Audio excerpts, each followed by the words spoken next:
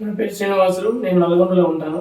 మా మామయ్య పి. వెంకటేశ్వర్లు గారికి కంటి చూపు తక్కువగా ఉండడం వల్ల లక్ష్మీ సాయి హాస్పిటల్‌లో డాక్టర్ గారు రవికుమార్ గారిని కన్సల్ట్ అవ్వడం జరిగింది.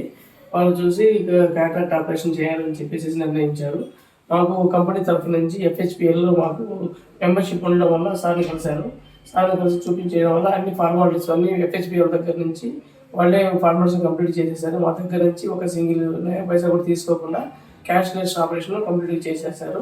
ఆపరేషన్ అయిపోయిన తర్వాత మళ్ళీ విజిటింగ్ కోసం 2 డేస్ తర్వాత వచ్చాము. అప్పుడు కూడా చెక్ చేసేసారు. మెడిసిన్స్ రాసిచ్చారు. ఎటువంటి ఇబ్బంది లేకుండా ఉంది కంటికి. మళ్ళా 4 డేస్ తర్వాత మళ్ళీ విజిట్ అవ్వమని చెప్పారు డాక్టర్ గారు. మేము మళ్ళీ విజిట్ అయ్యాము. ఐ చెక్ చేసేసారు. స్కాన్ చేసి చెక్ చేసిన తర్వాత మళ్ళీ విజన్ చెక్ చేస్తే విజన్ కూడా పర్ఫెక్ట్‌గా వచ్చింది. ఎటువంటి ఇబ్బంది లేదు.